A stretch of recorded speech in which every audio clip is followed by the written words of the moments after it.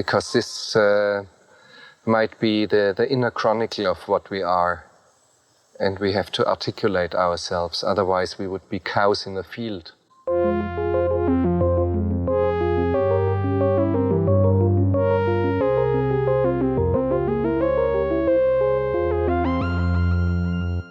Welcome to Cows in the Field. This is a podcast where we explore philosophical themes in popular films. My name is Justin. I'm Laura. So this is our 69th episode, and this is just a total coincidence, but it also happened to be the case that in the honor of the most smutty of numbers, we are now going to cover a very smutty film, Mike Nichols' 2004 adaptation of the Patrick Marber play Closer.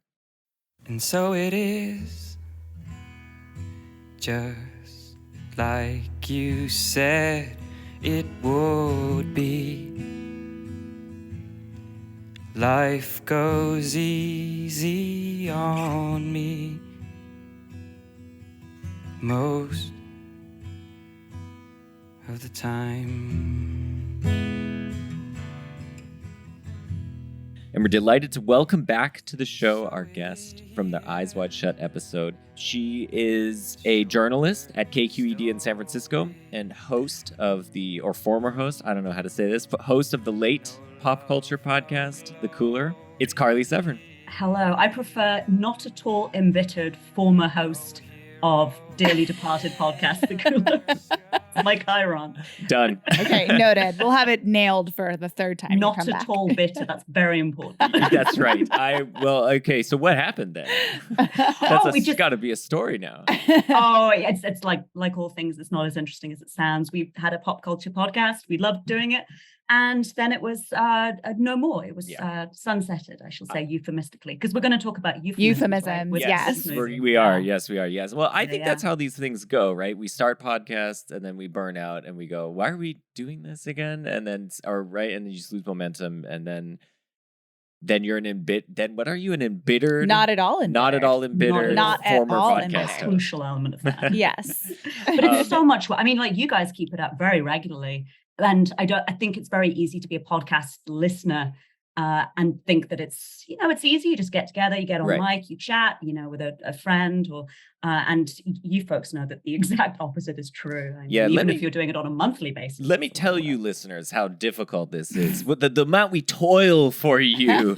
Appreciate us. And if you appreciate us, go leave a review on Apple Podcasts. Okay. No, it's we do. It's a labor of love, but we love it. And we love talking to people like you, Carly. So thanks for coming back on the show. Thank you, Carly. I want to start today with a spoiler-free pitch. So we all saw this movie. I saw it basically in 2004. Yeah, I think I did too. And I imagine, Carly, you also saw it in 2004?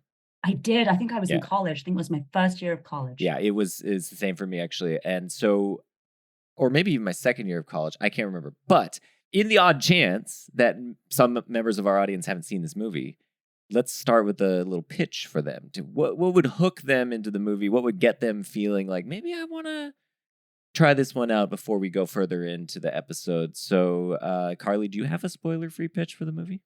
I think off the top of my head, and the trouble is I'm just going to reuse my one from Eyes Wide Shut, which we discussed last year, which is it's the unsexiest movie about sex.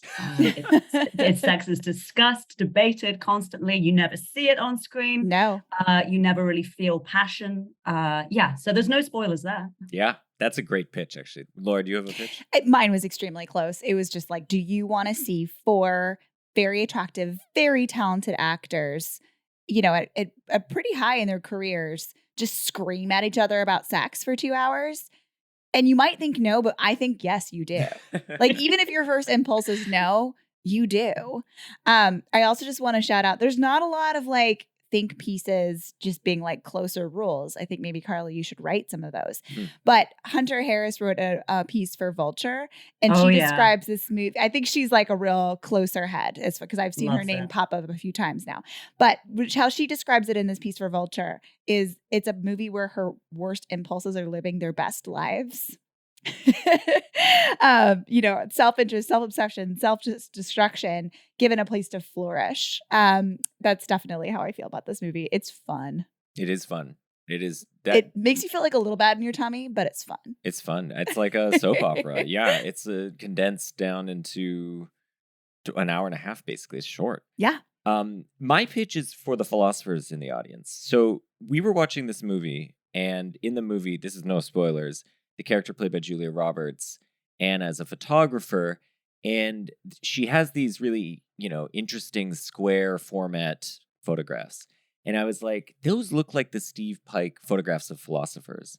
And I was like, yeah, that's interesting. Like, they're maybe that's just a style, or they styled it after Steve Pike. And then there's a close up of one of the photographs, and it's Anscombe and her husband Peter Keach, who are philosophers. And I was like, those are the Steve Pike photographs. And so we went to the library to pick up the book. So Carly, we have the book here of the Steve Pike. It's called Philosophers. And and we only have part 2. So part 1 is very difficult to find, actually. And most of the photographs in the movie are from part 1, his first book. But they're all pictures. So if you look around Anna's studio and her apartment, all the photographs, as far as I can tell, of people, or not all, but many of the photographs of people are philosophers. So I thought that was really cool. And so I noticed a few I'll call out here. So these are for the philosophers in the audience, in case you want to go and watch the movie and see if you can find more. Look for your friends. At home. There was Anscombe and Geach, Donald Davidson. That was a tough one because it was blurry, but I could tell. Is that the one in Anna's apartment? Nope. No, okay. Don't know who that guy is. Okay. John McDowell, Philippa Foot, Susan Hurley. All of these people who, if you're a philosopher, you'll know who those people are. Very important philosophers. They are all featured somewhat prominently in this movie. Their faces are featured in the movie. I thought that was really great. And we'll put some photos from the Steve Pike book, and I'll see if I can find those photos. I'll link them in the show notes. So yeah, check it out as a philosopher. I think you'll get a kick out of seeing your colleagues on screen. That's amazing. So wait, is this the case that Stephen Pike does not exist and it is in fact Anna Cameron who's been doing the work? Or do you think these photos were placeholders that were meant to be swapped out for the final cut of the movie and never got swapped? My thinking, I have no idea. But my thinking is that she's supposed to be effectively like have taken these photographs, and now are they photographs of those people in the movie, in the fictional world?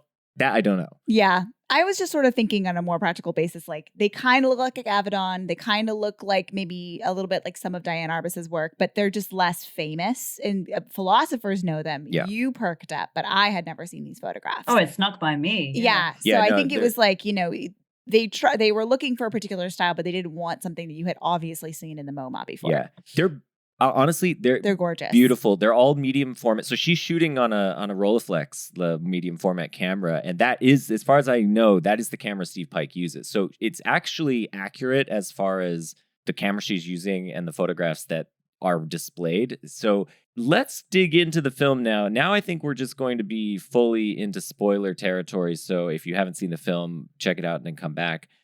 How would we describe what happens in this movie? There's really 4 people in the movie. We've got 4 it's like characters. A love square. It's a love square, yeah. And yeah, let's get into that. I'm not sure how I would summarize the movie. You want us to try and summarize it? Well, I don't know. Just what give me like, how, kind of what happens, right? So there's Natalie Portman plays Alice. She's a sort of younger, wayward person. He's American who's in London. She runs into Jude Law, right? As she's hit by a car, Jude Law's there. His character's name is Dan. He writes obituaries. He's sort of a failed author. Clive Owen plays Larry. He's a doctor. He's a dermatologist. And Julia Roberts plays Anna. She's a photographer. And Julia Roberts ends up meeting. I'm going to go back and forth between calling them by their character names and their actor names, just because it might be easier. Jude Law and Natalie Portman get together early in the movie. Yes. We cut forward. Julia Roberts ends up running into Jude Law at the photo shoot. She's taking his photo, and Jude Law is like confesses his love for her. Then we cut ahead. He's sort of playing a prank on her, and he sets her up with Clive Owen, this doctor, on a sex chat on the net. It's called London Sex Anon. Yeah, and and then she is where Jude Law, impersonating her, says she will be. Because he knows she likes to go to the aquarium. So, he sends Clive Owen there, who's all horned up and ready to go, and then quickly realizes it's been set up. But then we cut ahead and we're at her exhibition and they're together. Now her and Clive Owen are together. I mean, that's kind of the setup of the film, I guess. And then from there, the spirals of love take their toll. Yeah, it's like sexy Tetris. Everyone kind of ends up with someone else and then cycles back to the original person. Yeah. Right. It covers basically, I mean, it starts, surprisingly, because we get the least of Alice's sort of interiority or life. It starts with her, it ends with her. She, it spans the 4 years that she was with Jude Law, including the trial separation. And in the between time, they both kind of swap partners. They're all with each other at one point, and back and forth. Yeah. And you never see any of the sex or the good times. You only see the arguments, pretty much. Yeah, I mean, Julia Roberts smile once in this movie. Oh, wow. I wrote it down. When does it happen? I was actually writing the phrase, we never see Julia Roberts smile in this movie. And then on screen, as if she'd heard me, she smiled. It's when she and Larry, the Clive Owen character, have rescued their not so meet cute at the aquarium. And she gets they go the outside. dolphin. Oh, yeah, right. he buys her the dolphin balloon and then she bursts out into this megawatt Julia Roberts smile where it kind of made me think, oh, there you are. Because for the rest of the movie, she's the saddest character in it. I think she's really good. I think really, she is too. really like her in this movie.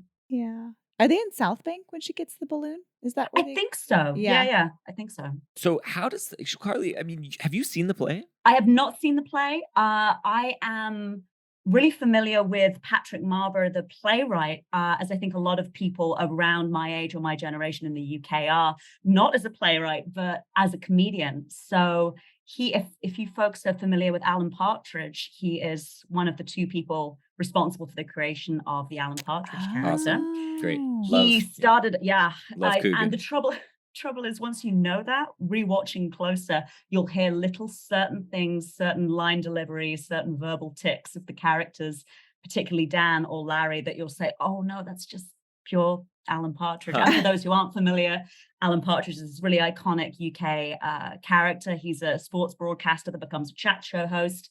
And he's played by Steve Coogan, and he's just cringe personified. And it's a magnificent character. And that's a Patrick Marber creation along with I Steve had Coogan. no idea. I would not have actually connected those two. I not knowing this, but that is really interesting. Yeah, and I always knew him as a comic writer, but also a comic actor. He was on a show with Chris Morris that was also co-written with Armando Iannucci from The Thick of It and Veep. And that show was called The Day to Day. And that was in the 90s. It was like a satire of news media in the UK, which of course now you watch it and there's nothing satirical about it because we've just reached that point where this is how the news looks. But he was, on that too, playing, a host of inept characters, and I think he's a genius. I really do. Maybe not in this movie, but well, that makes me wonder. This movie has, as far as I can tell, very little comedy in it. But maybe I'm wrong about that. Is this movie actually a dark comedy? So this is what I wanted to ask you guys. So in all my kind of research about the play, it's a comedy. It's either referred to as a comedy or a dark comedy. I think it won a London Evening Standard Award for best comedy. And the thing is, the movie is not very funny to me at all. There's this mournful music throughout. Mm-hmm. There are these little flashes of humor. I think Clive Owen as well, because Clive Owen was in the stage play, playing the different character than he plays in the movie. I think he gets the humor and where it's going, but the movie does not strike me as, for a play and then a screenplay written by such a funny guy, Patrick Marber, I don't think it's funny at all. I think it's pretty grim. Yeah. I totally see what you mean about, I think Clive Owen has probably the most levity because he has these really ridiculous lines that he says and he just delivers with such panache. But I think the only humor I was getting, if there was, now I'm looking back on it, getting out of it is that it's as if the writer knows that these men are behaving like little children almost, and that he's sort of poking fun of them insofar as, I don't know, they're acting out these childlike fantasies. And I don't know, I think that's the closest I can get to it being comic. It's like a sort of satire of a certain type of guy who fancies himself, in the case of Larry, of Clive Owen's character, fancies himself like a macho kind of guy. And in the case of Dan, fancies himself like, he's like, I'm so nice. Everyone should just have sex with me, right? Like that kind of guy. I don't know. Dan is the quintessential nice guy. You're right. He's like trying to be, right? He like thinks himself that way. He's not, but like he's in the scene where he breaks up with Natalie Portman. I think in that scene, he is thinking to himself, like, I'm being the bigger person here, right? The whole time, even though he's been cheating on her for a year, he's like, look, this is going to hurt, but I have to be honest with you. Like, he thinks like, he's like, I'm gaining all the like higher ground here by doing this. And I think that's kind of how he sees himself. Like the whole movie, he just is like, yeah, like I'm totally in the right. But I think the movie doesn't take his side in that regard. No. And so I think in that regard, it is satirizing this type of guy. Maybe. I don't know. Do you phone her? Beg her to come back? When you went for your long, lonely walks? Yes. You're a piece of shit. Deception is brutal. I'm not pretending otherwise. How? How does it work? How do you do this to someone? Not good enough. I fell in love with her, Alice. Oh, as if you had no choice. There's a moment. There's always a moment. I can do this. I can give in to this, or I can resist it. And I don't know when your moment was, but I bet you there was one. I'm calling. Yeah, I think, especially in the first scene, there's a lot of like self-conscious, like ironical dialogue that's like that kind of like back and forth banter, badinage that like you can tell it thinks it's funny. But to me, it always seems very strained. I think it's also because Natalie Portman, she's great, but there's one thing she's not usually, and it's funny. Yeah. And those lines just kind of delivered between, you know, her and Jude Law and that kind of their initial meet cute just kind of always make me cringe a little bit. But there are some genuine, really funny moments in it. At the point where Jude Law says that he got a new job, he got a promotion at work on the obituaries desk because the previous editor died. That's true. That's really funny. Yeah, and I can imagine that just like getting like a good laugh in the theater. But I think that the movie has a weird relationship to its own funniness and doesn't really know how funny it's meant to be. So it never really lingers on those lines. I never LOL during this. Yeah. No, it's not. Yeah, no, totally. So I do wonder, so how is it different from the play? So I take it that we looked at the Wikipedia summary of the play. We have not seen it, but just kind of comparing back and forth, all I get from that is some scenes were removed. But I wondered, though, if the play tonally was very different from the movie in this regard about the humor. I think it was. And so Patrick Marber's written about, you know, he always thought he was writing a comedy, very dark comedy, but still a comedy. And then when they put it together and they had the opening night, he said he was so struck. They're like, oh, this doesn't strike me as funny anymore. This just seems grim. But he said everyone else found it funny. So, you know, kind of stopped worrying about that. But the play's 1997. And the big changes I know of is that you see Larry earlier. Larry actually appears in the hospital when the Natalie Portman character is being taken there to get her leg stitched up after she walks into the road without looking. The big change is that Alice actually dies at the end of the play. Yeah. And I've always thought, oh, you know, she definitely doesn't die in the movie. So that's a huge change. And then when I was watching really closely on the rewatch to chat to you guys, I noticed that at the very end of the movie, she is once again striding towards a crosswalk that says, do not walk. So I've undone that impression that she doesn't die. The big thing that isn't about death that I noticed is that you meet Dan's ex-girlfriend, the one that he dumps at the very beginning, the existence of whom he conceals from Alice.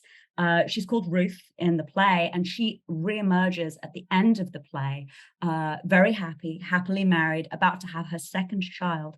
And I think she's at pains to mention that her new husband is a poet, a successful poet, which obviously is like nails down a chalkboard for Dan, who is, as you say, a failed novelist. So I just thought that was so interesting, just this little knife twist at the end. The other thing I saw that was different was in terms of how the 4-character arc is wrapped up. So in the play, I read that that Larry and Alice are broken up at the end, right? So and then Larry's like moved on to some other. You mean Larry and Anna? Excuse me, yes. Larry and Anna. I should just use the actors' names. Yeah, Larry and Anna are broken up, and Larry's with a new girlfriend or whatever. And so you get at the end, all 4 characters are separate. Whereas in the movie, Larry and Anna are in bed together at the end. And I like how that's actually handled in the movie. So Anna is awake and they both turn off their lights and she kind of turns over. They're turned away from one another. So it's suggestive of that this is a fracture of their relationship, that something's going to break here. But it's open-ended, and that maybe they will be together in this kind of unhappy marriage or whatever. And I like that, though. I like that there's a kind of uneasy open-endedness to the film that isn't there in the play. One thing I was really struck by in kind of looking up details about the play is that there was originally going to be a third couple that didn't make it to the final version of the stage play, who were called Jake and Natalie, who were, and I'm reading this direct from Patrick Marber here, quite happy, just bumbling along, a bit bored, not passionate, just fine. And so they were meant to be there to kind of provide this light against the shade of the other two characters. And yeah, they just got struck out. Marber said, once I eliminated them, I had the play. I had to recognize if I softened the play, I diminished the play. So I thought that was very interesting, that there was meant to be this almost kind of light relief that you are completely deprived of in the finished product. That is interesting. I mean, I think also the counterpoint is, so of that couple is really played by the audience, because I take it that no one in the audience will think, oh yeah, I'm the Jude Law guy, or I'm the Larry. That's just not right. And if you do, turn yourself in immediately to the authority, right? Like you're looking at them and going like, "Whew, I'm glad I'm not that guy," right? Yeah. And so you're the third couple, right? You're the couples in the audience are supposed to be like, they judge them by proxy to themselves and how otherwise normal and reasonable they are. Maybe this is a totally Pollyanna thing to say, but do you think there's like a chance Larry and Anna can become the Jake and Natalie? Like, it's a good question. Like Clive Owen says something like, you don't understand love because love is about compromise. And love is about understanding that your person has made mistakes in the past and and is continually attracted to other people, maybe, but like continues to make the choice to be with you. A marriage is something distinct from just like raw, like passion and attraction and repulsion over and over again. And like, she might not be 1,000% happy with Larry, but like, maybe they could be just fine if they like get to a new place after all this drama. Do you think? I mean, I know she doesn't look very happy in that final scene on her face. She has new bangs and she looks miserable. She does look miserable. Maybe it's too much to hope for Larry and Anna. They can be just fine. The thing about the Larry's compromise line really, really struck me on this most kind of recent rewatch. And, he's the one that doesn't kind of buy into this theory of love at first sight as well. I know that movies go through different iterations of different taglines. And one of the taglines for this one was, if you believe in love at first sight, you'll never stop looking, which I think is a terrible tagline, but I get what it's trying to get at, which is, if you're expecting the lightning bolt every time, you're going to be sorely disappointed. And Larry is really the only one that doesn't kind of buy into that theory. All of the other characters have their, eyes meet across the room moment. And Larry kind of knows better than that. So I don't know whether I don't know who would win in that marriage, essentially, to give them their quote unquote happy ending. I think it is. I think it's an interesting question, and I think that they don't seem happy, but I think that what you're saying harkens back actually to something that we talked about in Eyes Wide Shut. I mean, that was your view of the Kubrickian perspective of that film. That monogamy rule. Yeah. And so I think I think there's room to be hopeful, but I also think that the movie doesn't give you a lot to be hopeful about. But here's the thing. Suppose there's no Jude Law and Natalie Portman in the picture. I don't know. I kind of could see Anna and Dan being happy together. I don't know. I just don't, I think what causes the strife between them is external forces. It's Jude Law kind of coming in and being like, Anna. And then, Clive, like, I mean, he goes to Natalie Portman in like his worst moment, right? He's not really drawn away from Anna by Natalie Portman. He just goes to find her, when he's in his lowest moments. And so I kind of think like if it wasn't for these two, instigators, the other two characters, they seem like they'd probably just be fine together. Well, I wonder if Dan wasn't in the picture, how Larry's confession that he slept with a sex worker in New York on his first vacation away, his first trip away from Anna, would go down, because he mentions that and it is never brought up again. That's Anna right. doesn't bring that up again in their argument. She's too busy confessing to him about her year-long infidelity with Dan. And I was watching. I was like, is this going to come up again? Never does. So. That's a great point. That is a great point. I do get the sense that we don't know what happened in that year, right? It's all elided. And I think one of the strengths of the movie and the play is that it elides these really interesting moments. It keeps them hidden away from us. So we can only guess at what happened. But I would imagine that what happens in that one year is, the first half of a very dark, romance movie, right? Where it's these two couples slowly falling apart because one is cheating on the other and the other can't figure out why they're not fully present. And so then they lash out by going to cheat on someone else, right? And so you have there's this very rich thing that's happening all backstage, off stage. And so I suspect, my one reading is that it's really Anna and Dan that are driving Larry to go to his infidelity. Now, that's just one read. We don't know, right? What happened? Maybe it was just totally separate. He's just off doing this. But I don't get the sense that he's the type of guy who, but here's another read on it. Sorry, I'll just contradict myself now. Here's another read. He's obviously a freaky dude, right? He likes the all the really aggressive pillow talk stuff. The Sultan. And Anna, that's not her vibe, right? We very clearly, she expresses her preferences. She's like, I like the gentler kind of thing, And so maybe these two aren't a good match just sort of sexually. So it was sort of not to be, right? He was always going to be looking for someone to fulfill that more aggressive sexual fantasy that she wasn't in a position to do. So anyway, I think it could go, I think it, a strength of the movie that it leaves that open. We don't know what went on. I think on a slight tangent, I'm so glad you mentioned what gets left out, like the elisions, because I feel like I had a bit of an epiphany last time I watched it, because I've spent many years trying to work out what keeps drawing me back to this movie. Because as I said, I watch it quite regularly.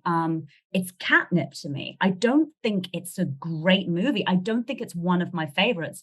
I think it's melodramatic when it shouldn't be. It's unfunny when it should be funny. Some of the script is just preposterous, but I keep returning to it. And it's been like my nut to crack. I'm like, if I'm going to keep returning to one movie, at least I can have the good sense to work out why it keeps compelling me. And I think I worked it out the last time I watched it, because I was watching the art gallery scene, and it's so juicy, it's so satisfying. And then that art gallery scene cuts straight to later, Anna sitting alone in her beautiful, L decoration house, waiting for Larry to return from the business trip. And my heart just kind of went, oh, this is great. I don't have to watch any other stuff. We're going straight to the next confrontation. Yeah. And I worked out why it is. It's all of the confrontation scenes. It's all of the meaningful scenes that you want, all stitched together in sequence with none of the exposition, none of the other buildup that in other movies you have to kind of sit through to get to some explosive dialogue, to get to confrontation. It's just so calorie rich. It's like one of those impulse control things that they give, those tests that they give kids. It's like if you got all the candy all at once straight away and you could just stuff yourself with it. It's just so satisfying, and it ends before I'm ready as well. It gets to the airport hotel scene for me too soon. And I realized almost an hour and 45 minutes have gone by and the movie's nearly over. If we're at the airport hotel scene, the movie is nearly over and it's always before I'm ready. And that's very rare as a movie going experience. I mean, I can watch my favorite movies again and again. And, even my favorites, I'm looking at my watch being like, what time's bed? What time can I eat? But the closer just zips by. And I think that's part of its appeal, at least to someone like me. I think that's a great pitch actually for the film. It's like the love story with no filler. And and unfortunately for this couples, it's all the bad stuff. Yeah, but love. you get a meet cute. you get a meet cute. Yeah, you get 2 meet cutes, right? Because you also get Clive and that's Clive meet and Julia. cute-ish. I mean, it's to be fair. Let me ask you. There's a dolphin. Let me ask you, balloon. which one would you rather have? Because I think I agree with would Carly. I rather be hit by a car? No, but okay. Because I agree with Carly that the Jude Law Natalie Portman one is very awkward. It's like weird. Yeah, by in contrast, the one with Clive and Julia is much more. It feels much more natural. Like he's not a jerk.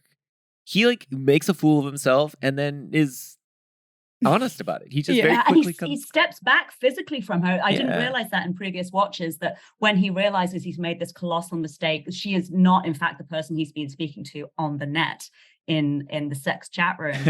He like steps like maybe like 6 feet back from her as almost to say, I'm so sorry. I realize this situation must seem so threatening to you. Yeah. Which again is really at odds with the rest of his character, who is quite aggressive and quite threatening. But it's probably, you're right, it's probably the situation I would prefer to find myself in. It's funny as well. And they do make reference to the fact that, it's their private joke through their relationship about how they met, because it is so contrived and so funny. Yeah.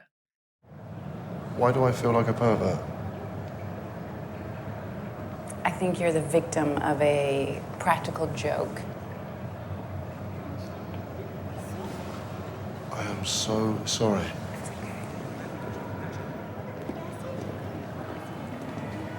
No. We spoke on the net last night, and now you've seen me. I wasn't on the net last night. Where were you between the hours of 6:45 and 7 p.m.? That's really none of your business. Where were you? On the net talking to you. Well, I was talking to someone. Someone pretending to be me. But let's get into the... I probably wouldn't want to get hit by a car. Know. That's not great. Getting hit by a car. Hospital meet cute, not that cute when you're in it. Yeah, have to suffer the NHS.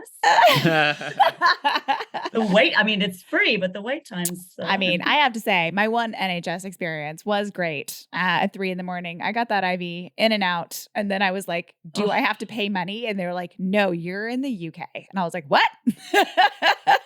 God bless.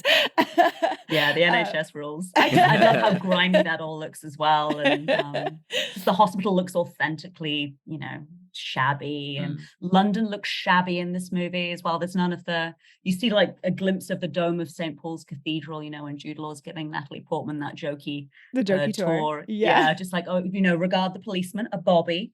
But it just, that looks like the London I know, it's just, apart from them being I think they're on a double-decker red bus at one point when they're chatting, but the rest of it just looks just a little bit shabby. The sun never really shines. It rains for a lot of it, but not in like a kind of Gotham City fun way. I recognize that way. For sure. Okay, so let's talk about the 4 actors, right? So we have the 4 characters who we're now interchangeably calling with their actor names, but we have Jude Law, Clive Owen, Natalie Portman, and Julia Roberts. And, you could make the case for at least Jude Law and Clive Owen, I think, that this movie is coming like right in their peak. And not that this movie is their peak, but that it is coming right in the zone. And so I think it's not really the Julia Roberts peak, although you might say that it's actually kind of in there, right? It's her second wave after she's like, Aaron Brockovich and Ocean's 11. Yeah, I think this is her second wave, because Pretty Woman is one era of like the megawatt smile, giant curly hair, America's sweetheart, Julia Roberts. And then she has sort of a more, I'm not going to say middle age, certainly not, but like a little bit like a second wave of when she's a little bit more mature. I mean, and it's tough to know what Natalie Portman's career looks like, because it's like, I don't know, it's sort of all over the place. And, she has her 90s stuff, then she's got Star Wars. And then, this movie's like right in there with Garden State. It's the same year as Garden State, which is wild. That is nuts. What a year for Natalie Portman. Yeah, and then there's like some gaps, and then she's doing like, she's having these little gaps here and there where she didn't do anything. Yeah, she had kids. Yeah, okay. Fair enough. What she was. She married Black Swan, the Black Swan, the cinematographer. Is this? I thought it was the Benjamin Millepied. Yeah. So she. I only know that because I used to work at San Francisco Ballet. Nice. There we go. Was he? So he was the not the Was he the cinematographer, he was the choreographer? choreographer, He right? was. He was the Yeah. choreographer. The choreographer, right? Yeah. Yeah. So I think she was having kiddos before Jackie. Well, there you go. But yeah, I mean, they're all very talented actors. But I'm Yes. curious, like, do you have thoughts on this, Carly? I have a question for you guys, actually. I know that Cate Blanchett was meant to be the Anna character. So Mhm. Julia Roberts subs in for Cate Blanchett. I feel like every movie in around that like turn of the century has the Cate Blanchett was meant to be this role story. But my question for you guys is, I didn't get this far in my research. Is the character of Anna canonically American? Oh, I don't know. That's the thing. If I had to guess, she's British in the Mhm. play. I haven't been able to pin this down, but yeah, I'm curious to know what you folks think of that. I mean, yeah, that's probably right. she I mean, they lives have in two. London. I think because I think she lives in London. I think the character of Alice coming in and borrowing a name from a site she finds in England, like, is meant to be the outsider character. Yeah. She leaves. She comes in. She goes back to the U.S. I think she's supposed to be the one who's canonically American, and Anna probably was not written that way originally. I also had heard that Nicole Kidman was considered for that role, which makes yeah. sense. I think, Right. it's Julia Roberts is actually perfect, though. I She's think really good in this. It's really nice to So see good. her in a role like this where if you look at this lineup, she is, I think, by far the most famous of these people at this point. And she actually she takes a real back seat to everyone. She plays it very close to the chest, right? She's reserved. She doesn't try to steal the scene from anyone. And she lets all these other people sort of have their bigger flourishes. And it feels like a very mature role in that regard. And and she feels like the most human of all the characters. Yeah, yeah. And like authentically sad as well. Like, Laurie mentioned Hunter Harris's great writing on Closer, which I have like devoured just because I think she's as nutty about this movie as I am, if not more so. And she talks a lot about like Natalie Portman as the apex of the Tumblr sad girl aesthetic with the pink wig and the strip club. Mhm. And especially on this most recent rewatch, it felt so much to me like Natalie Portman's character is performing, play acting this vision of youthful sadness, where it doesn't actually mean much, but Julia Roberts, like as an older woman who makes explicit reference to her husband having left her for a younger woman, where Mhm. Alice asks, "What happened to your marriage?" And Julia says, "Oh, someone younger." And just this like cloak of sadness she wears as an older woman, double divorcee as Jude Law Double kind of divorcee. Her response to that was she Correct. goes, like, don't. Well, like, it's- God, that's such a ridiculous line. Yeah, Julia Roberts is great in this movie. I think she's great. I think Clive Owen, it's not a controversial opinion to say he's the best thing in this movie. It's so clear his comfort level with his material and with the lines and him getting the kind of nastiness, the sordidness and the funniness at the heart of it. And he gets all the best lines as well. He's just fantastic. But the Jude Law thing and the Natalie Portman casting, I really feel, I guess Julia Roberts to some extent is like counter casting, but it really feels like the both of them are cast for who they are. It's like a kind of Ben Affleck in Gone Girl situation where you're always aware that you're watching 2004 era Jude Law, like the golden boy of talented Mr. Ripley. His 2004 run is insane.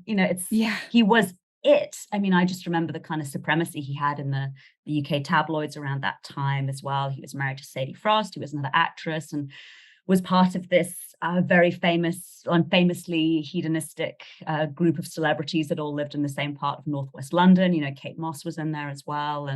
And so he was a real tabloid fixture. And I'm kind of surprised that maybe wasn't mentioned in reviews more, because the tabloids were very fixated on his private life and his kind of interactions with all these other celebrities who used to live in this area of London, and the, as it was called back then, wife swapping. And I'm surprised that point didn't come up more in reviews. But I guess that like Mike Nichols is no fool, or was no fool. He could read, and he knew what he was doing when he cast Jude Law in this role, I think. The thing that I thought was interesting about Jude Law, so his it looks like to me his run here you start with 97 Talented Mr. Ripley, and you go through, I don't know, even maybe The Holiday 2006.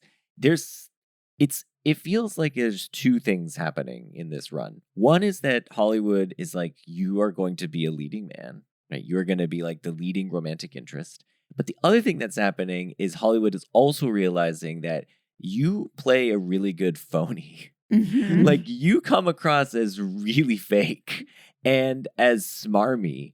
I don't know, there's something like gross and repellent about you. At the same time, you're very attractive, but like there's something sort of like you're like a used car salesman. Has something. anybody been better at sniveling Yeah. than Jude Law? You know, when he just gets the sniffle, when he's like, when he's crying, you know, and you see, like, I immediately thought about him in Huckabees too. I'm like, exactly, man, has anybody like just done a more pathetic and like repulsive cry on screen as a man than Jude Law? It's incredible. And I think, you know, there aren't like, you know, we've talked a lot about Tom Cruise with you, Carly, and you know, that's not something Tom Cruise is going to do. If he's going to cry on screen, he's going to cry in a way which is, you're going to feel like this is like a stone statue is weeping golden tears, right? Mhm. And Jude Law is happy to make himself look pathetic.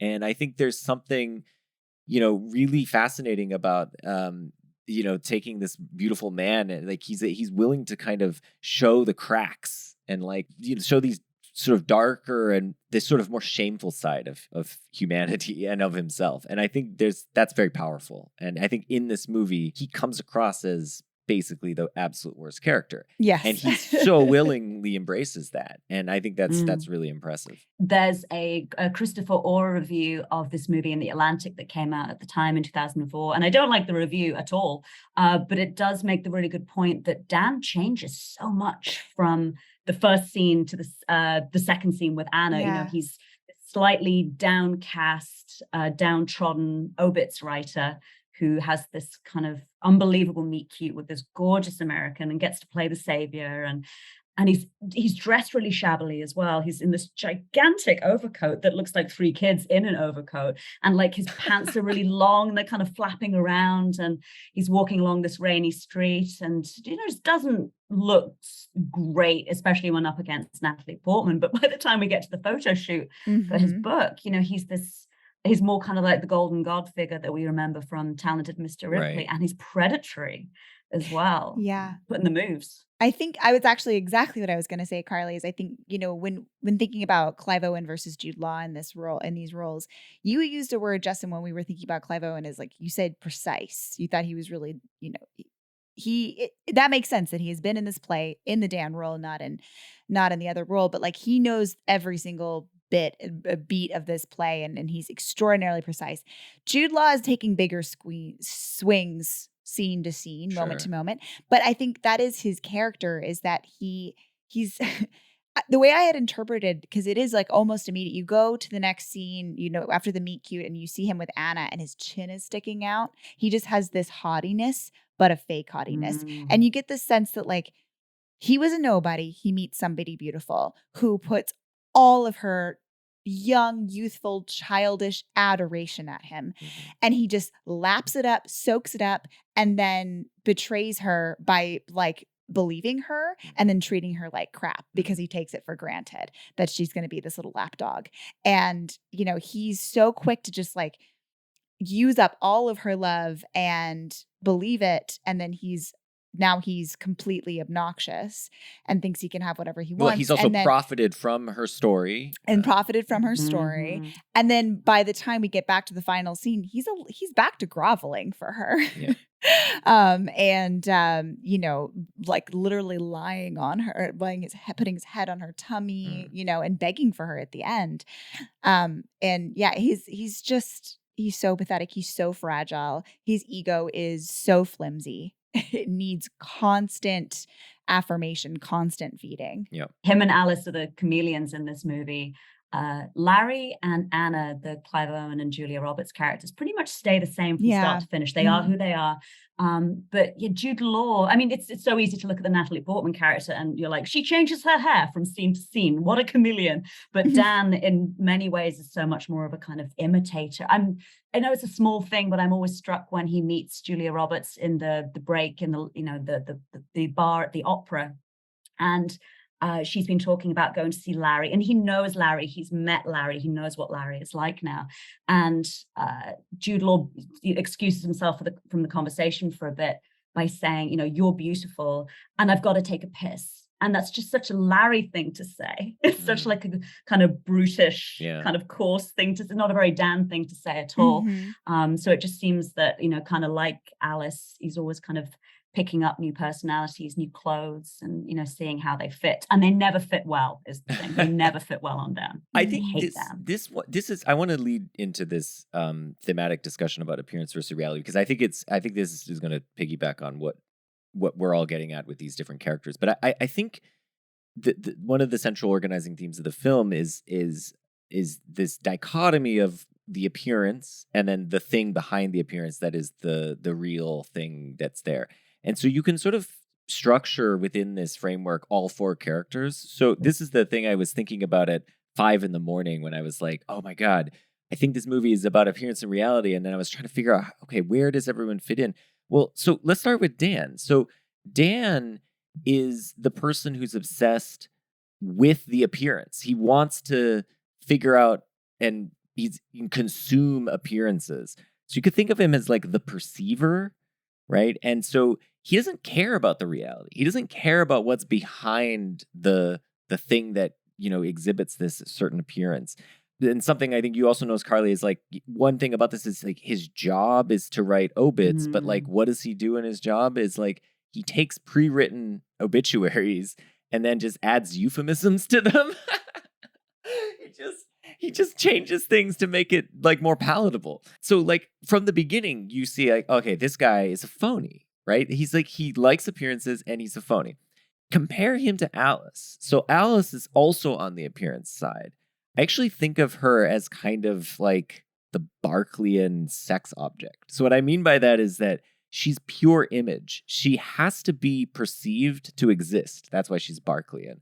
She wants to basically be the object of someone's attention. And you see this throughout the film in that, like, she's changing her hair, as you noted, Carly. And then also, we learn at the end of the film that her entire identity is a construction. She's just made up this Alice Ayers name, and, who knows how much of her backstory was also made up. And at the end of the story, she's just moved on, right? This whole thing was just a smokescreen in a way for her. I think it's also interesting that, and we'll come to Anna, but it's interesting that Alice, she's the only one that Anna takes a picture of and that you see throughout the film. Like, so you see Anna's picture of Alice recur throughout the film. Like she exists as an image, right? So and her image is out there, right? Like Larry finds it. Yeah, he finds it in the MoMA. And so then that brings us to Anna. So now we're on the reality side of things. So Anna and Larry are both on the reality side. So Anna is the real that makes the appearance, right? She's an image maker. She's a photographer. She manufactures images. And I think that actually helps me understand why Dan is suddenly so attracted to her. So Dan, remember, is obsessed with appearances, and she makes appearances. Well, of course he's like, you make the thing I love. So he loves her as the creator of imagery. And so I think that helps me understand why he's suddenly almost inexplicably attracted to her from like almost immediately after they meet. And then that brings me to Larry. So he's also on the reality side of things. He's what you might think of as like the seeker. He's someone who seeks the reality behind the appearance. He's constantly interested in the truth. He wants people to sort of tell it how it is, right? He wants honesty and openness, physicality. And you might also think that that's why Larry is interested in Anna, is because, but it's for the opposite reason that Dan is. So Larry's interested in Anna because since she's the maker of the appearance, he can then figure out, okay, so you're someone who constructs appearances. Well, if I'm presented with an appearance, I could use you to figure out what the reality is behind that appearance. He sort of goes backwards in the causal order. The last thing I was just going to note about this, which I thought was really curious, was at the end, Alice leaves Dan, right? So they're together in the hotel room, and then, they seem to be perfectly happy. And then he's like, well, did you have sex with Larry? And she's like, well, I'm not going to say, like, who cares, right? And then he leaves for a moment and is like, you'll tell me after I come back. And then he sort of comes back realizing, like, okay, that was stupid. I'm sorry. But she's like, I'm out of love with you. She like fell out of love with him seemingly inexplicably in the course of 30 seconds. Well, I think the reason why she falls out of love with him potentially on this way of thinking about the movie is that she is someone who needs to be perceived to exist.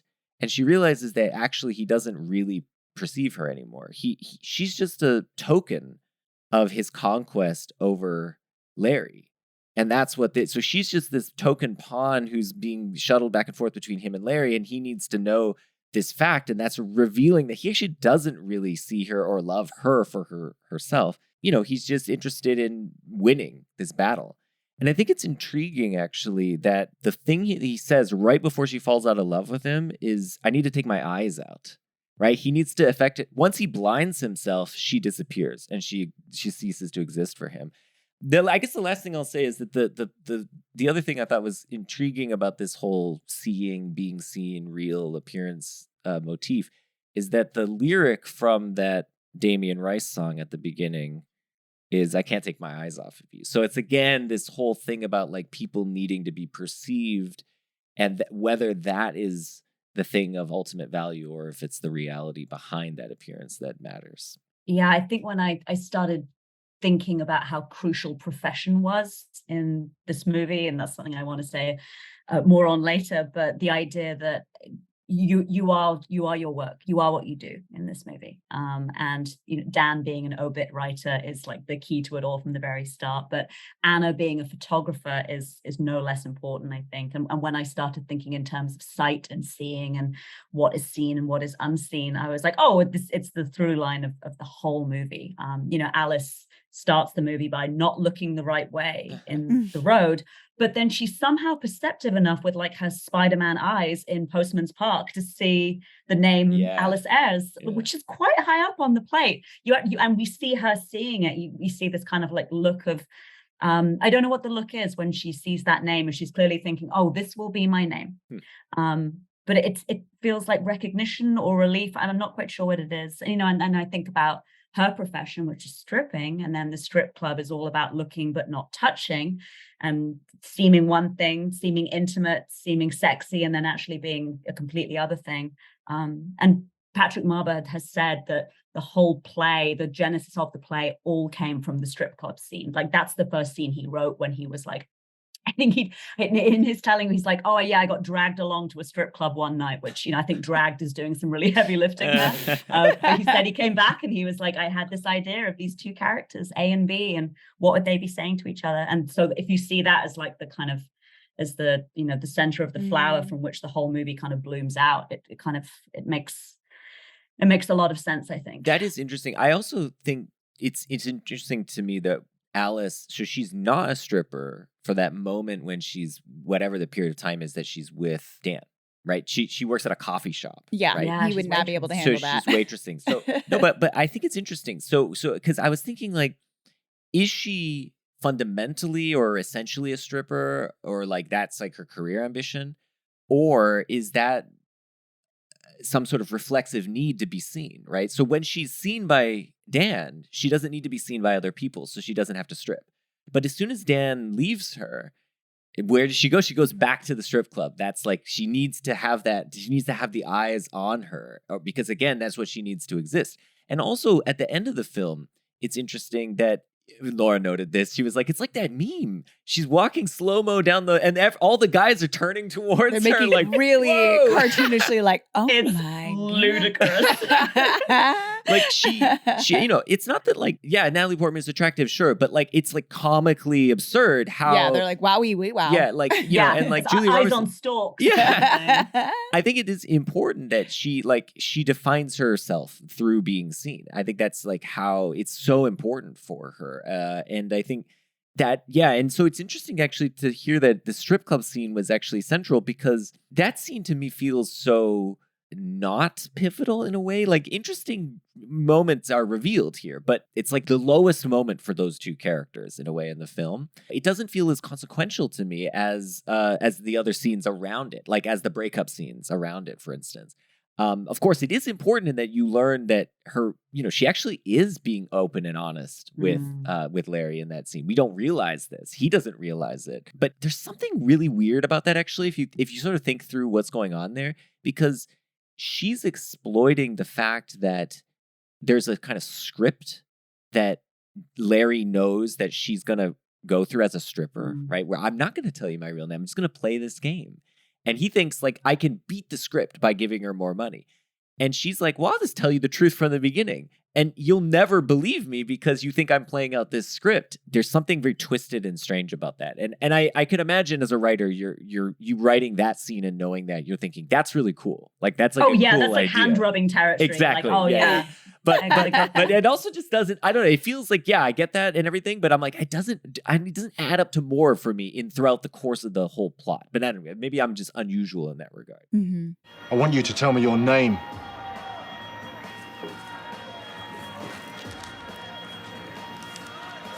Please. Thank you. My name is Jane. Your real name. Thank you. My real name is Jane. Careful. Thank you. Still Jane. I've got about another 500 quid here. Why don't I just give you all this money and you tell me what your real name is? Alice. I promise. Thank you. My real name is plain Jane Jones. I may be rich, but I'm not stupid. What a shame, Doc. I love him rich and stupid. Don't you fuck around with me! Well, for me, there's like this unintentional metatextual thing going on where Mike Nichols is trying so hard to avoid showing Natalie Portman's naked body. Mm-hmm. Like all of the angles, it's like Austin Powers, like Clive Owen's head is, filmed from behind so that, we don't see what she is ostensibly revealing to the character of Larry. And it is funny when you try and think that, this whole scene is meant to be about revelation, about reveals, about intimacy and exposure. And all through it, poor Mike is behind the camera being like, I really got to avoid a way to, to be showing Natalie Portman's body, because she has spoken so much about being sexualized from such a young age as a child actress and taking on those, kind of quote unquote nymphette roles, right, to the stage where she had to turn down the role of Lolita because she was like, no, this is too on the nose.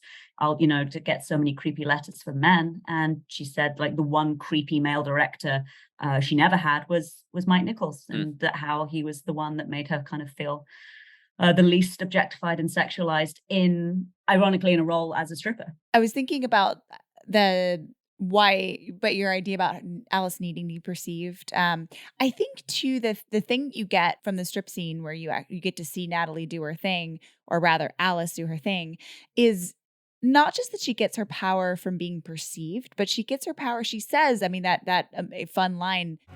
Alice, tell me something true. Lying's the most fun a girl can have without taking her clothes off. But it's better if you do. That's her armor.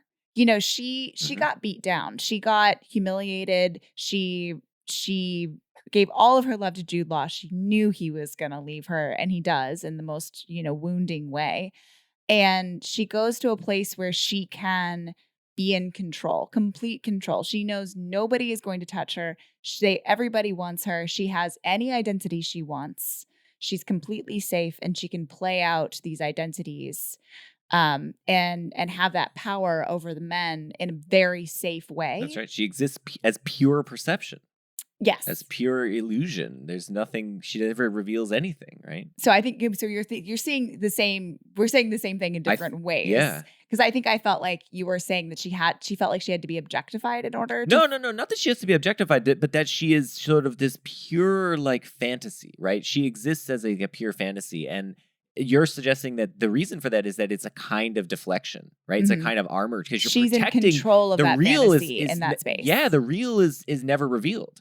But then weirdly it is revealed, but it's revealed only within this sort of illusory context in which he wouldn't believe it. Right. Well, let me ask you folks this question, because I've been wondering it too. Is there a world in which, in this movie, Alice was never a stripper in New York to start with? That's her backstory. Yeah. That's an invention. She's on the bus with Jude Law, who's telling her about, he writes stories for a living and uses euphemism. And then she's, he says, what were you doing in New York? And she says, stripping. And he looks shocked and she says, look at your little eyes. And I just wonder, was that a backstory made up on the spot? And is it then a fake backstory that she feels that why not slide into that since the man I love has left me? Why not, fulfill the illusion that I was peddling? I wonder that because she's so critical of the book that Jude Law writes about, her life, quote unquote. And Anna says, what did he leave out? And she says truth. And that also kind of bolsters that theory that he was writing about a complete invention, a person that never existed. So yeah, I wonder whether you folks think that theory holds water. I think that's a great theory. I think it fits exactly with what I'm thinking and what I think you're suggesting, Laura. And I think what you said about her response to Anna about, did he get it right? And I think that's very good evidence that she just made it up. I mean, she's what, 20 in this movie? Is she supposed to be 20? Ish, yeah, super young, I think, barely out of her teens. She's college age, right? What do we do at college? You go and reinvent yourself. I think this is her time to go abroad and be a different person, and then she's gonna go home and just go back to being plain Jane, right? I think she's just playing out this fantasy, and I think she didn't have to waste it on Jude Law. I don't know if she feels like it was a waste though. I don't know. I mean, or on Dan, I should say. It's hard to know whether at the end of this she will feel like that was a waste of time, or just wow, that was a really wild experience I had, right? I lived a lifetime as another person. I went through all these ups and downs and all these relationships and stuff. And now I'm just moved on, and I think it's very intriguing. I think there's another read, which is she sort of can't help herself. She's a habitual liar, right? Because she maybe has been burned at some point. And so she's just great, I'm never going to reveal the true me to anyone, right? Under any circumstance. And so she just will live her life this way forever.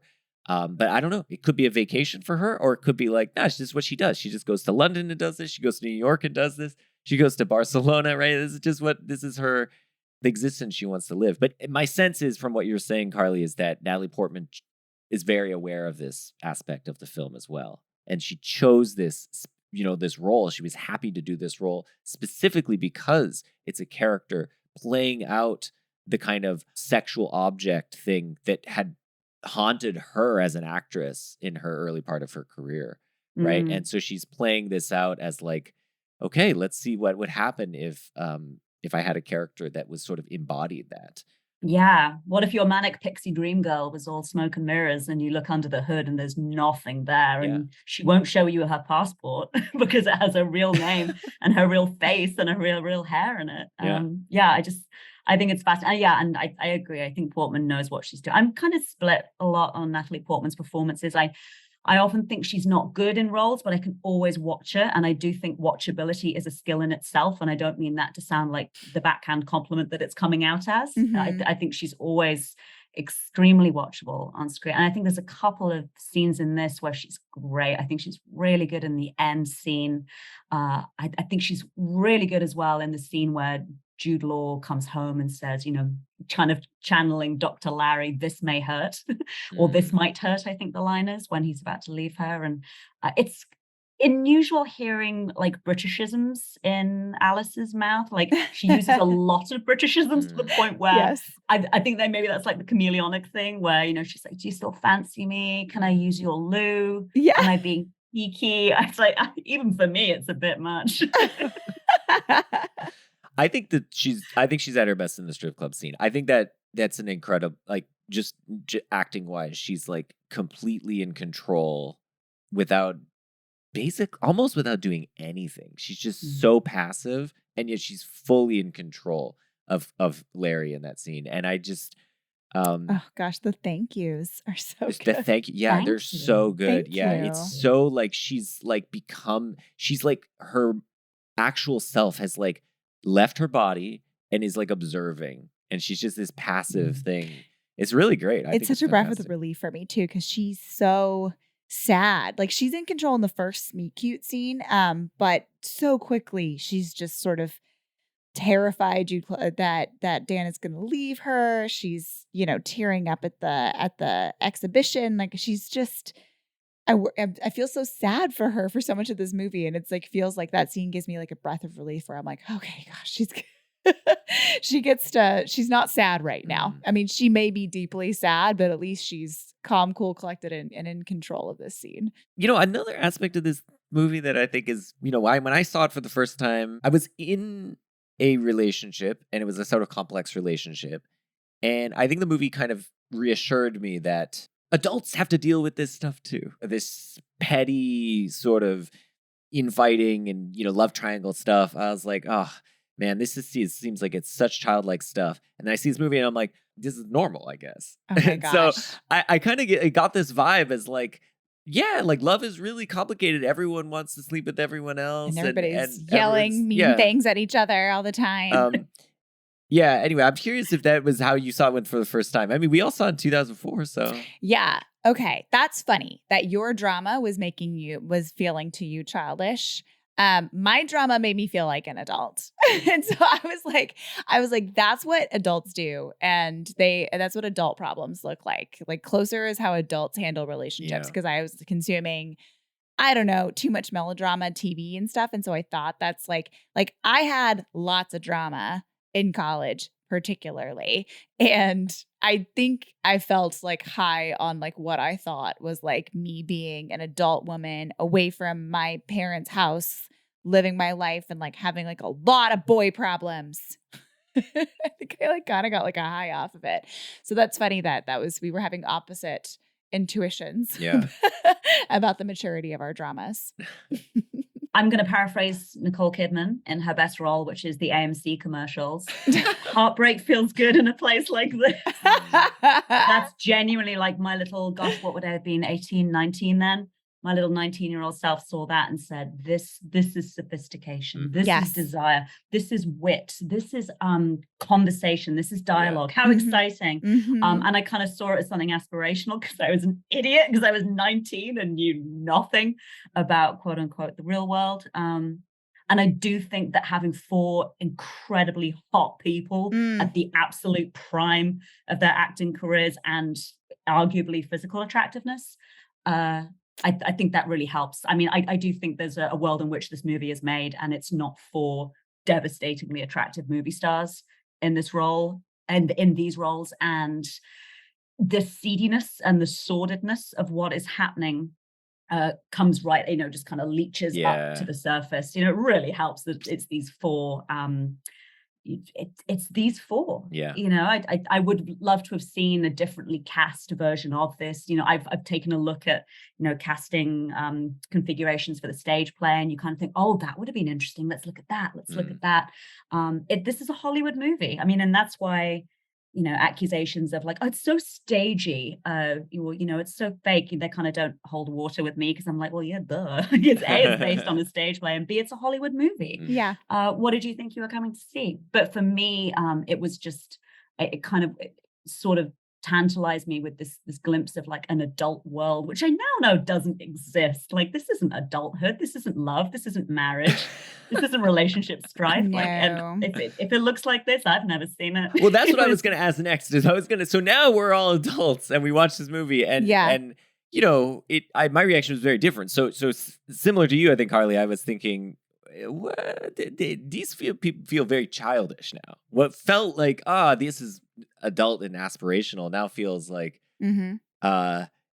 just a recreation of what I was experiencing in high school or something, And that was what made it seem so normal to me back then, I guess. But anyway, but tell me, I mean, is that how you feel, Carly? Or? Yeah, I mean, I don't know. I'm trying to think about how to paint myself in the best light when talking about this, but I'm going to embarrass myself in a second. So wonderful. Yeah. Okay, let's do it together. Thelma and Louise going off the cliff. There's much of the petty cruelty in this I recognize in my own worst impulses. Of course. Tiny things like Larry when he's doing the what's the name of the chat room? London Sexanon, when he's chatting to who he thinks is Anna. And he has to pause what he's doing for a second because, work is interrupting his dermatology practice, which is really funny, I have to say. That is funny. And he types wait into the chat box. And Jude Law's character is pissed off by that. He's being made to wait. And he fakes being away from the computer when Larry comes back. And like, whomst among us has not deliberately waited for a long time to send a text, back to even a friend or something, because you're like, no, I'm going to make you wait for this, even though I am right here with my phone in my hand. And so a lot of that, it's the small cruelties, I think, that ring truer as I get older, just because I see how humans work and kind of what we do to each other. And when Alice and Dan are in Postman's Park for that first time, and he's telling her that he's just realized that he has been here before when his mother died. And she says, you're going to be late for work. And he goes from 0 to 60 in anger really quickly. And he says, are you saying you want me to leave? Just out of nowhere, this kind of explosive temper that we're going to see later on in the movie. And it kind of reaches its conclusion in that when he slaps her at the very end. But just that kind of fit of pique, that prick to the ego, that when he thinks that she's saying, run along now, you should leave, you should go. Yeah, I don't think I'm painting myself in the best light by saying, as I get older, that's the stuff that rings truest in the script, not the kind of, sexy Tetris, not the four hot people, trying it with different folks, all the elements of, love as winning, relationships, even friendships as winning something. In the rewatch, I was so struck by Dan doesn't have to bring Alice up to the photography studio to meet Anna, but he does. Yeah. And, he wants to show Alice off because she's very beautiful and very young, but he also wants to kind of hurt Anna by saying, if you reject me, which you seem to be in the process of, I'm fine, I've got this one, So all these little kind of power moves, this chess play. I mean, I think Alice says in the strip club scene to Larry that, it's not a war. And it so clearly is a war. It's point scoring, but no one seems to take any joy or any pleasure in the conquest, apart from Larry, who was having a whale of a time by setting characters up against each other and inflicting pain on Dan specifically, who's like this drowned, bedraggled rat when he comes into Dan's new office, which is just so with the little aquarium in his office. The little aquarium to that. And then he can't resist just sticking the knife in at the end by saying, oh, by the way, I did sleep with Alice. And the only one that's having any fun with this type of cruelty is Larry. I think the movie there's different ways you can read it, but one way is to think all this is just to say love sucks. Like, this is just like, it's, and that I think when I was younger, I did have it, when I first saw this, it was probably in a somewhat dark moment. I was like, yeah, this just sucks. Like, this is just so much work and it's such a pain. And everyone just is suffering, right? Because as you pointed out, Carly, it's all the suffering. It's none of the good parts. There's none of the we're going on a date and getting fish and chips. No, it's just like us yelling at each other and breaking up and then getting back together and cheating on each other. And, one take on the movie is that, like, it's just sort of just like, yeah, I mean, maybe we would just be better off living solitary lives. I don't think that's exactly the read of the movie, but I think it's there. I think there's some room for that. And I think I was picking up on that when I was younger. But yeah, I mean, I don't see any of this in my life at least, or like the adults that I know. But that said, I think I'm like only 2 degrees separated from, I think, a lot of people who live these very tumultuous lives. I think people, there are definitely adults that live these lives. Yeah. When I said I was going to embarrass myself, what I was going to say was, you used the word, you joked that you might have found it aspirational when you were 19, Carly. I think I may have found it really aspirational because I was living like a life that was kind of closer-esque in college. So much so that, like, weirdly, so I have seen the play. but a student performance. Uh-oh. Yeah, I saw a student performance of it in college. And the context was I went to go see it with a boy that I was secretly dating. So let's say the person I went to the play with was A. Let's call him Dan. Let's call him Dan. I was secretly dating Dan because I had recently broken up with a very tumultuous when drunk man, Larry, who was constantly threatening to find out who my mystery man was and beat him up, and sometimes led like a mob of fraternity brothers to the wrong dorm thinking he was there. So I went with Dan to see a play of Closer while I was like living this like secret life while I was like, secretly dating somebody and dodging my like somewhat violent ex-boyfriend. And then the person that we went to go see this play because a third man, let's just call him John, was in this play. A year later, I made more drama because I kissed John at a party, but then went home with Dan. Come on. What? We had broken, and me and Dan had not been together and then got back together, but then I was kissing John. Also, there was a return of Larry at one point. Wow. and you showed up not too much long after that, Justin. Cool. Yeah, cool. I'm glad I missed all that. So Justin was like, nobody has drama like this. And I was like, well. I mean, I had drama, somewhat similar drama like that when I was 19. But like, yes. but not. I really jumped headfirst into that drama. You were into it. Just right in there. I think I really enjoyed splashing around in that water for a little bit. But now what I feel like when I watch it is like not that love sucks, but like drama sucks, and it's really tiring. I just feel tired for them. But I mean, but what is love but this passion? And the thing is the passion, it's like the two sides of the passion coin, right? The one side is like or maybe the it's flame, just... and the other side is getting burned by the flame. So I that's what I mean. I don't think it's or like, is love just like just reading books next to each other in bed. That's not this movie, bored. Right? That's not. That's some other movie. This movie is like all passion and all extreme reactions and saying the worst thing to one another, and not the mundanity of just being in a relationship with someone and then being like, you know what? Like in a Bergman film, like I'm actually not that into you. You know what I mean? Like so childish as well. You're right. I forget Justin or Laura whether it was which of you said it, but this idea of just childish drama, like low impulse control, seeing something you want and going for it. And it really reminds me that like the one thing this movie doesn't have is kids. There's no kids. Like even in the background, I feel like they talk. I think the idea of children is mentioned once about. Does Alice want kids? No, she's too young. And Anna does want kids, but not with Larry. She wants them with Dan now. But like these threads are never picked up again. So yeah, it's for, very attractive people in their 30s acting like absolute babies. Yeah. I mean, part of the other aspect of the baby stuff that I did not catch at all when I was 19 and watched this, but now I think is present and part of perhaps the satire of the film, is that it does feel like this is actually a movie which is driven, most of the action at least or drama is driven by two men who can't get over the fact that the women that they've slept with have slept with other men. Like, I mean, so much of the instigation of the most fiery flare-ups in this film are the men demanding that the women tell them whether they slept with some other guy, and the details of and that the sex. details how was the and sex? Comparing notes and just like it's like absurd. I know nobody ever is like, how big is his penis bigger than mine? Yeah, but that's essentially basically the whole what it is. movie is like, is this big what as they're big getting as mine? at. Yes. Yeah. And I think that like that is all very childish.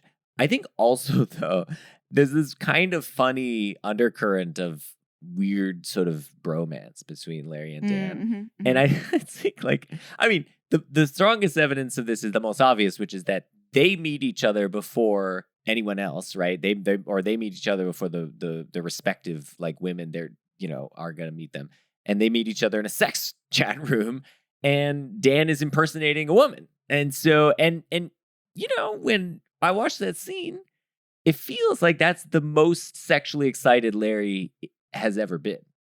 Like, not just in his life, but like in the movie, for sure, in the movie, right? And it's at a fantasy that doesn't exist. It's at just like in the strip club, exactly. You know? Like, and compare this. Actually, compare it to the strip club. So in the strip club, it feels like a guy who is like deeply depressed, looking to act out some sort of violent act on a woman because he needs power. It doesn't feel like, it feels like a compulsion, not a like genuine sexual urge. Whereas the experience he has in the sex chat room, he's in his office like pulling his pants down, like he's ready to go.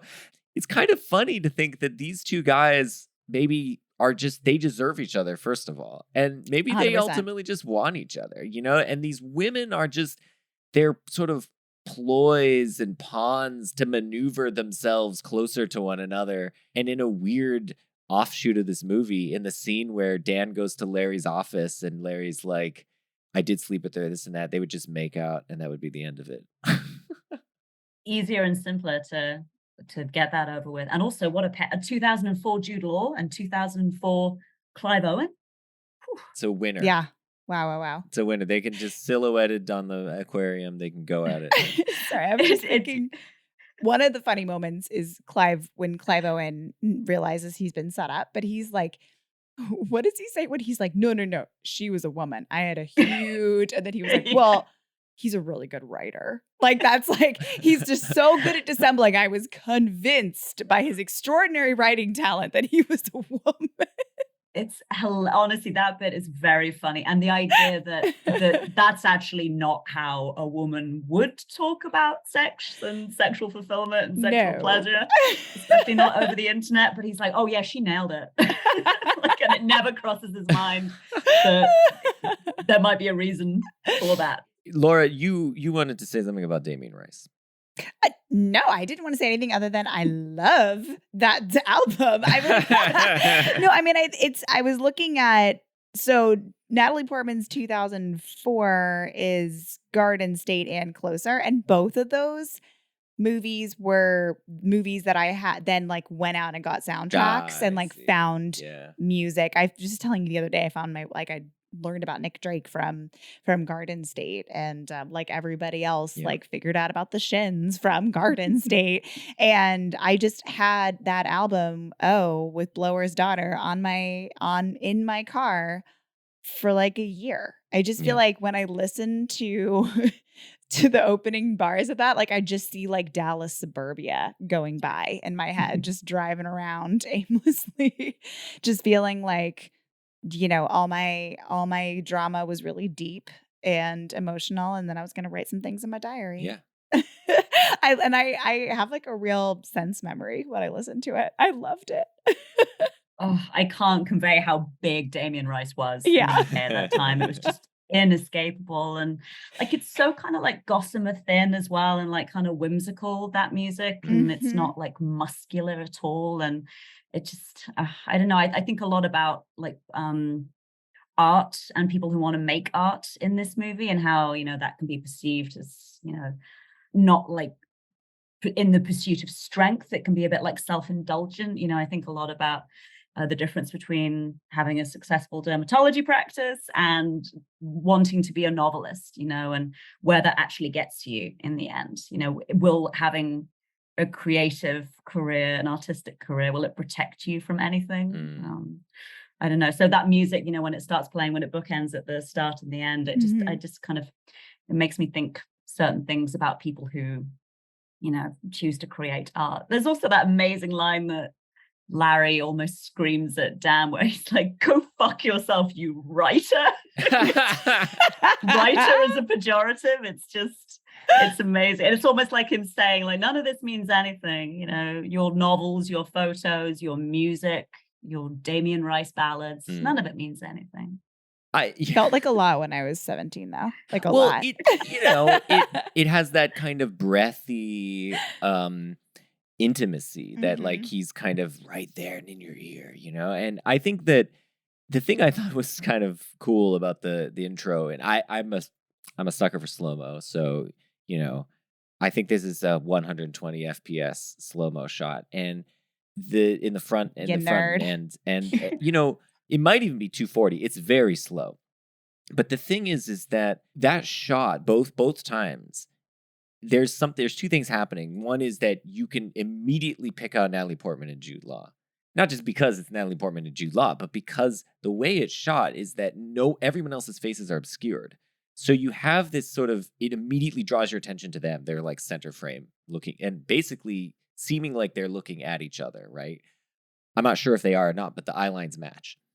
Then, so what is that? What does that convey? Well, it conveys this sort of like, this feeling that you have when you're like in love, where it's like the two of you in a crowd of people and you're like, that's like, you are going to meet, like you're like magnetically attracted to one another, right? Mhm. Everyone else is just like these atoms that are just buzzing around, and like you two, that's like the noise around you, and then you two will like meet each other. There's like some like childlike fantasy that will be the case, right? Mhm. And I when I was in high school, we would go to the mall, like we would be bored and we'd just be bumming around, and we go to the mall. And I remember lots of times being like, I wish, not that I had seen the movie because it hadn't come out at that point, I would like wish something like that would happen.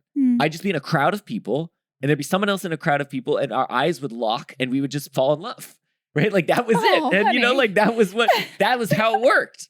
And I think this movie like portrays that fantasy, right? In that image with the slow-mo. And of course, it would be slow motion as well in my circumstance, because it would happen in slow motion. And I just think it's really cool. I really enjoy that shot. Yeah. I think there's not a lot that's visually distinguishing in this movie as much as I like it and I watch it a lot.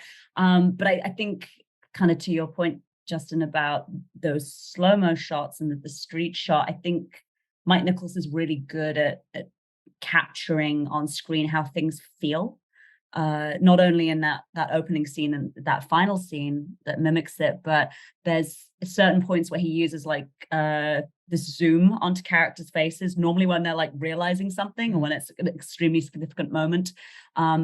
And there's like twice, I think he uses this like bleach to white effect. Yeah. And it's each time it's when Dan has a horrifying realization that he can't go back from. I think the first time is when, I think it's after the opera scene. And the second one is when he hits Natalie Portman's character. So yeah, he's just really good at representing a feeling on screen, as kind of touchy-feely as that sounds. You know, it's harder it's harder than it sounds to see something and say, oh yeah, I know how that feels. You know, it's almost kind of like a synesthetic thing.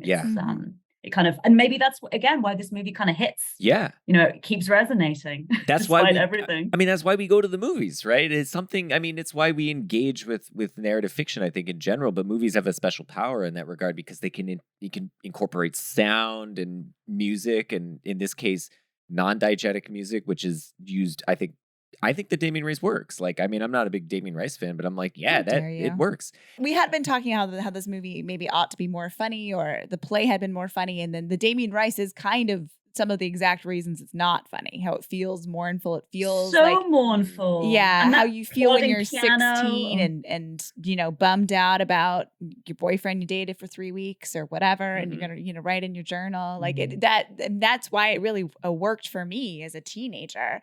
It still works for me now and for very different reasons. But yeah, I feel like the Damien Rice choice is a choice that really locks in a tone that like maybe it's very different from the play, maybe for better or for worse. Well, the play, I mean, little known fact, but the play starts with that like so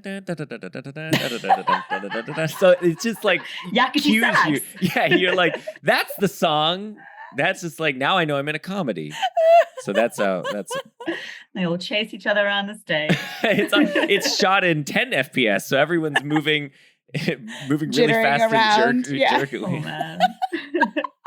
I honestly think reusing the Damien Rice music it's so smart as well. Even if, you know, you don't like Damien Rice, I'm not a massive fan, but that incitement to realize, oh, you've seen this before. And it's not just that you've seen Natalie Portman bouncing down a street. You've seen, you know, it you know, the kind of bookend format of how the movie works.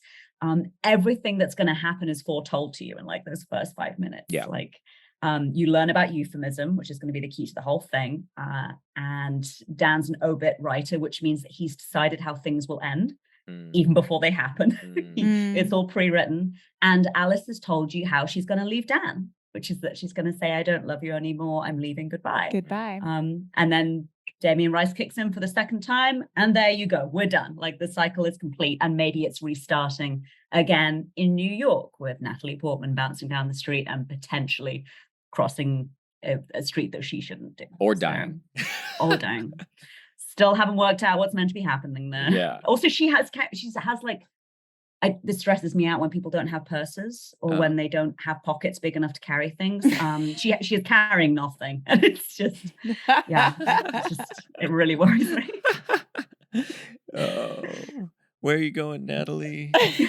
I don't know. Do you guys have a favorite line of the film?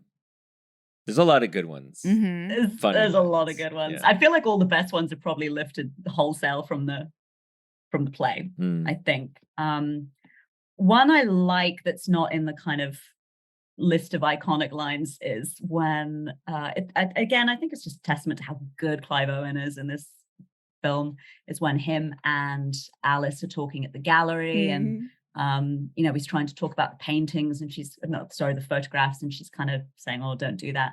And he says, I know it's vulgar to discuss the work as an opening of the work, but someone's got to do it. I don't know why that line is so funny to me. I think it is all in Clive Owen's delivery, but he just feels like such an imposter, toad frog at this fancy art gallery that he doesn't feel that he really belongs at. And, he wants to do something as vulgar as discuss the photographs. I love that line. I think it's a good, I like that line too. I actually think it's this kind of a smooth icebreaker. I don't know. Yeah, I think he's like, actually, when he's not being a sadist or whatever, seems kind of charming. In an oafish sort of way. Yeah. Anyway, I like when he revealed, like, he's so willing to be honest with people, right? Like, he craves it. And so he's just like, I'll just tell you exactly how I feel, and I want you to tell me the same. I like that. It's refreshing. Anyway, it's refreshing, especially compared to Dan. Oh, Dan. Dan's the worst. He's he even steals a rose from a hotel corridor. Yeah, I know. Of all the shit that guy pulls, for some reason, that's the one that I'm like, no, straight to jail, Dan. Yikes. I mean, the line from Dan where he's like, Anna has just got the divorce papers signed, and he's like, congratulations. You're a divorcee. Double divorcee. I mean, he says it because you can just see, and Jude Law's performance is great. He realizes it right after he said divorcee that, oh yeah, she's already been divorced. So then he says the double divorcee, but then he realizes while he's saying that probably she does not want to hear that. And so then he's just like, oh no. But it's like just coming out. Just her little, it's so good. Because her is like, fuck, what have I done? Am I now going to be with this asshole? Yeah. He's still charming. I mean, he's very charming in his own, like, a pathetic way. I love it. I think probably my favorite line is the fist covered in blood. That's a great line. It's very emo. It is indeed. That's a great point, actually. We've talked about this movie, which came out in 2004, the height of, like, pop emo. And and this is the first mention of emo. That's a great point, Carly. I think, Tumblr aesthetic. Yeah, the Tumblr aesthetic. Like, this is like that moment of time when if you wanted to be a popular band, you had to rip your heart out and leave it on the stage. Yeah. Is it worth it? Can you even hear me? Standing with your spotlight on me. Not enough to feed the hungry. I'm tired and I felt it for a while. You have to be like, I'm not okay. Sorry. Sorry. I'm not okay. I'm not okay.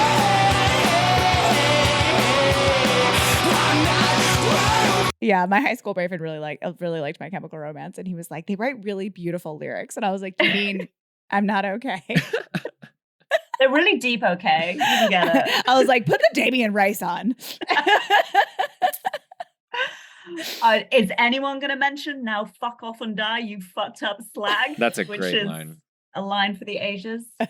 Preceded by "Thank you for your honesty." I mean, it's a in perfect delivery. I think when I first saw the movie, I was like, "Wow, that's a great line." Like, I was like, I'm just waiting for a chance to use that line. And it's so British as well, like calling someone a slag. What is a slag? Like a slut or a whore, yeah.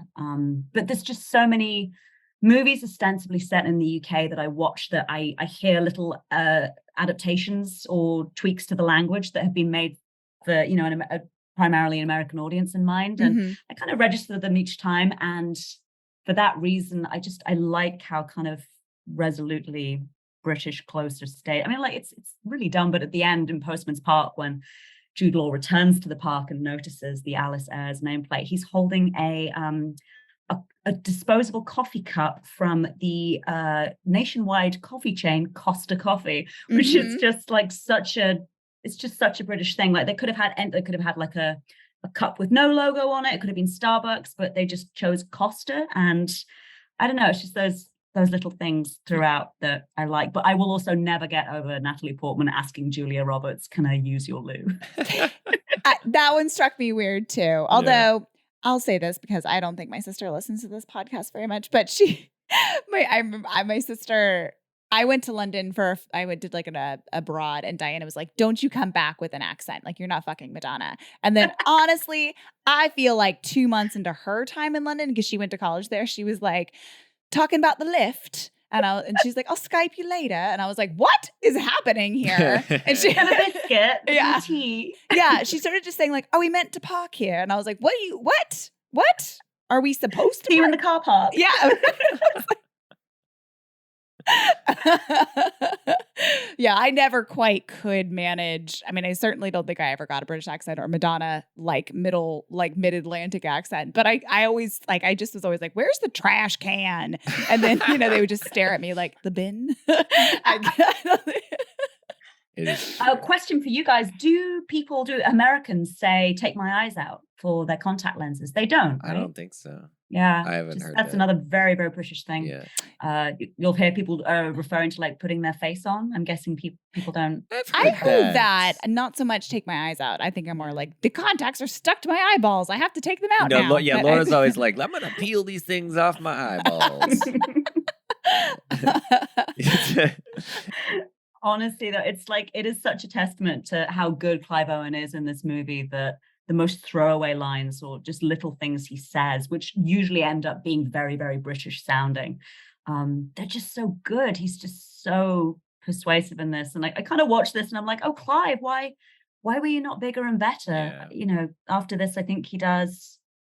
I feel like he does a procession of movies in which he has to be American, which there's one thing Clive Owen cannot do, and that is an American accent. I see. I think for me, Clive Owen, the best, and the role I'll always remember him by is Children of Men. But then he also does Inside Man, which is a pretty cool movie. We should actually do it on this podcast, actually. But Inside Man, I feel like, and in both of those, I think he's British. I think I haven't seen Inside Man in a while. Yeah, because I just watched Inside Man, convinced I was going to love it. Did not love it, so I felt really sad about that. Is he British in it? And I think he's American in it, but I think he's like Mid-Atlantic. Okay, yeah, I haven't seen it in a while. I think it's not a fault of your ears. It's a testament to how badly the American accent works that you are left in doubt. Yeah. Clive Owen is meant to be. I have not seen Gosford Park since 2001 when I was way too young and I did not Has understand. anyone seen Gosford Park? Great question. But does anybody remember was he like class-wise is what I'm asking. I feel like he was like a devious butler or something like that. Maybe I'm imagining that. Because I think one of the things too, not knowing a ton about British accents, is that he's really working a particular way he's talking in this movie because he's got that whatever middle class guilt, right? And he has a very different accent than Jude Law. And I was wondering, like, if he were playing Dan in the play, if he would have spoke a little bit, a different way of speaking. So so Dan strikes me as someone who like comes from a certain part of the south of England, like around London, very comfortable sounding. And Clive Owen strikes me as someone who's also middle class, although tellingly he says to Julia Roberts, he's like working class, working class, not middle class. Yeah. But there's a slight edge to his accent as well. There's like a roughness, right, a coarseness. It kind of comes out when he tells Julia Roberts, that's the nastiest thing you've ever said to me. I love that line delivery. It's so good. You know, when she says, I think it's like you know, what does she say? You look like the cat that got the cream and you can't stop licking yourself. Yeah. It's just such a horrible thing to say to anyone. She wasn't wrong, though. Yeah, I mean, she did diagnose it right. But yeah, I thought actually that exchange is kind of interesting as telling because, like, I think she perceives his response as, oh, you've insulted me. But I think I read it as he actually was like genuinely thanking her. Thank you for your honesty. Thank you for actually being honest. He's like, oh, we're getting to the real stuff. Yeah, now. finally, like you're just telling me what you feel, and that's what I want. Right. Because before he was describing that they were in the beginning stages of the relationship where he's like, all my nasty habits she finds charming, but he knows that she doesn't really find them charming, right? Like, that's right. He's like, all right, let's get to the middle bit where like you're like, you always do this and you do it that way. It drives me crazy when you put the dishes in the dishwasher this way or whatever. I think he's like, he craves that. He says it's blissful to Alice, but I think he likes the fight. And he wants her to like start getting some barbs in. Yeah.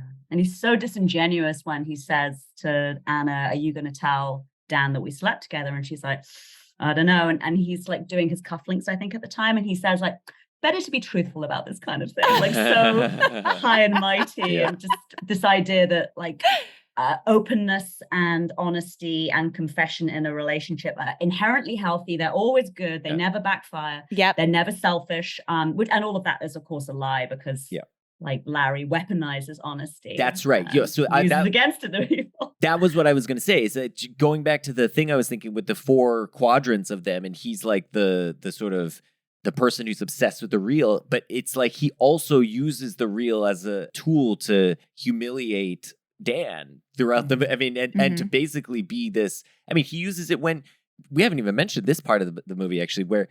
The thing that he does to get Anna to sign the divorce papers by basically forcing her to have sex with him in order then knowing that that's going to like plant this seed that then if she reveals it to to Dan, that's now going to like potentially harm their relationship. Like, again, it's all like he knows that if he plants the seed, it will blossom into something that he can use against Dan at a later point. It's like, it's so conniving, but he is like the master of reality. And whereas like Dan has no facility with reality, he's constantly obsessed with the appearances. He doesn't know how to deal with, you know, when he ends up asking her like, tell me, did you have sex? And she's like, yeah. And he's like, you should have just lied. That's what he says in response. He's like, why did you tell me the truth? He didn't expect an honest answer. He wanted her to keep up this like thing where he like asks and, you know, and she like half-heartedly denies and then they go home.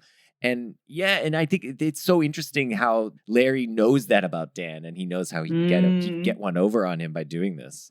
Well, he tells us who he is. He says at the art gallery, "I'm a keen observer of the human condition," and you think he's being like sly and clever and funny and witty, and he's actually being very truthful. Like he's honest. Yeah, he knows it. Yeah. Final thoughts. Are we going back to thumb? Yeah, we're ratings doing the again. Well, we haven't done adulterous thumb up. One adulterous. We haven't thumb. done this in a long time. So, Laura, you have where's your thumb going?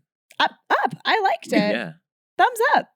That was fun. Carly, is the thumb like firmly up or is it at an angle? The thumb comes up like once every 3 to 4 months. All right. You know, as discussed, it'll Saturday night, no plans. It'll get to around 8:34.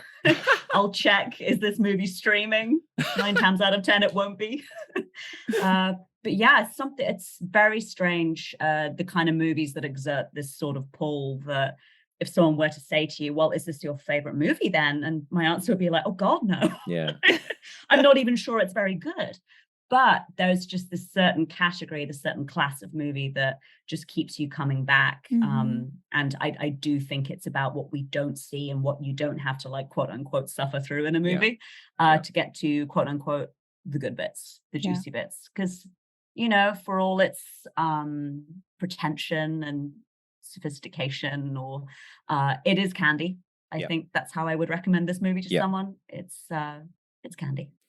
On that note, thank you very much for coming back, Carly. It was a pleasure having you. Thank you for all of your insights about this movie and also for sharing the passion. Thank you for having me back, and thank you for being down to talk about this weird-ass movie. Anytime. And Carly, where can people find you on Twitter or social media? You can find me on Twitter at Teacup in the Bay. I am a journalist, reporter, and editor for the NPR station KQED in San Francisco. So if you follow me, you're going to get a very weird mix of COVID and vaccine information and film takes. So if you like a little bit of chaos in your Twitter feed, follow me. Or don't. It's completely fine not to.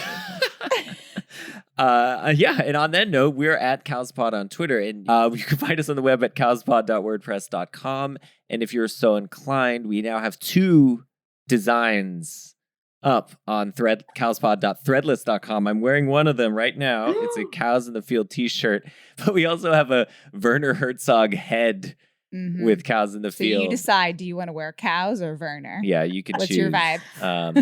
So go to cowspod.threadless.com and check that out. In 2 weeks, we will be covering Jurassic Park, and that will be a solo just Laura and Justin episode. So speaking of movies that have been covered on Film on podcasts. Yeah, that one is it's been covered by a lot of people. But we're taking a short break because we're doing Jurassic Park, and then coming up is Lord of the Rings. So that's very exciting because we're doing the whole trilogy. So that'll be very exciting. But Lord of the Rings is a long movie. Yeah. So we're going to get into some dinosaurs first. Yeah. All right. Thanks, everyone. See ya. I can't take my eyes off of you. I can't take my eyes off of you. I can't take my eyes off of you. I can't take my eyes off of you. I can't take my eyes off of you. I can't take my eyes.